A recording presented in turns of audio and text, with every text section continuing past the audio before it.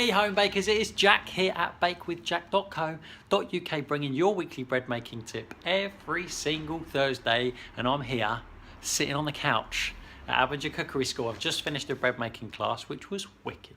Lovely bread, lovely people.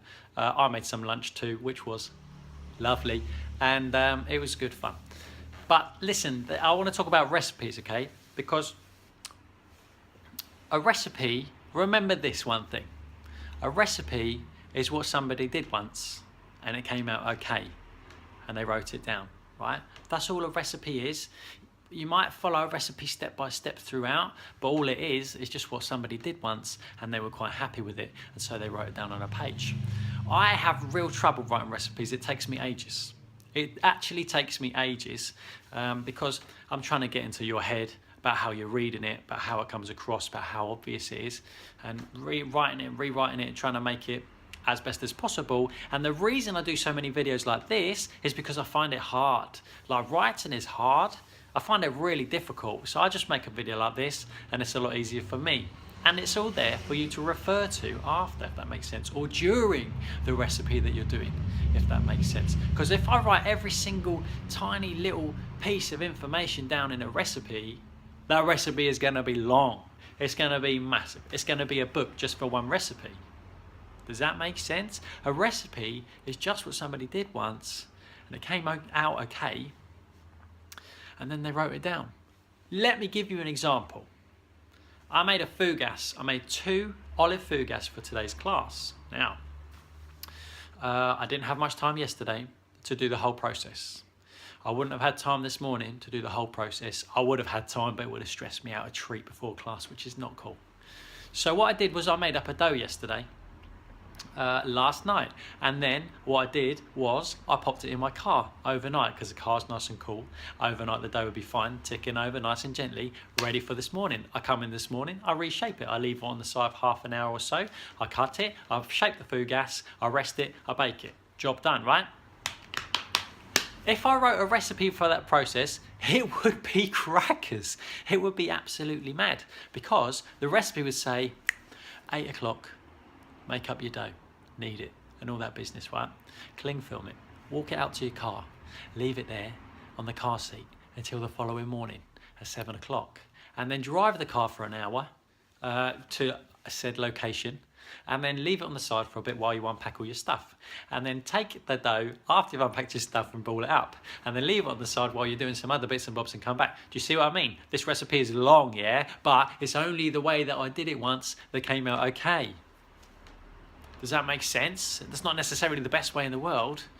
It's just the way that I did it to fit in with my life and my schedule today, and it came out okay. It came out really tasty, really nice, because it would do, because all that time involved. But anyway, had I wrote that into a recipe, it'd be probably pretty inconvenient for you. I think that's what I'm getting at. It would be very inconvenient for you. It wouldn't fit in with your life at all. And what you need is a little bit of knowledge of the process, so you know what you can do when you can do it. So you know you can pop it into the car overnight and it'll be absolutely fine if you need to. I don't know if you would need to, but you can do that. But so you know the windows of opportunity that you can stretch out the time. Me and my daughter made a loaf of bread the other day. We made 3 loaves actually, and we made the whole dough together, divided it into 3. I left it on the side for a bit, and then you know what we did? We just went out to the park. We went out to the park for like 2 hours and came back. You may have seen it on my Instagram story, and there was dough everywhere, all over the place, but it was fine. We reballed it up. We put it in the tin, it proved up, we baked it. It was fine, because I knew I could get away with that. But if I wrote a recipe for it, it'd be very inconvenient. Walk to the park for 2 hours, come back, do this, fix the issue. You know what I mean? It just wouldn't make sense for you. So bear that in mind when you're following recipes. Bear in mind, A, who it's written for. If you need a bit more knowledge, maybe you should be reading a different book. If you need a bit more explanation, for example.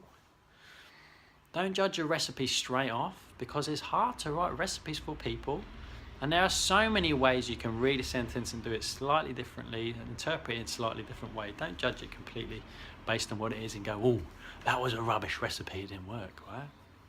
Because there's so many little nuances that you need to have a little bit of knowledge about. And the third thing, I can't remember what it is. I'm very tired. A recipe is just what somebody did once and they wrote it down because they were quite pleased with it. That's it. It may not be the best way to do it, the best thing in the world, but it worked for them on that day and it was yummy. And that's it. Listen, if you like these videos, there's a whole database of these videos on my website. Go to bakewithjack.co.uk/videos. And there's about 33, 34 now on there, 40, 35. I don't know, something like that. Go and have a look. Go and get some popcorn in. Spend the evening in. That sounds like a pretty good evening to me. Binge watch Bake with Jack.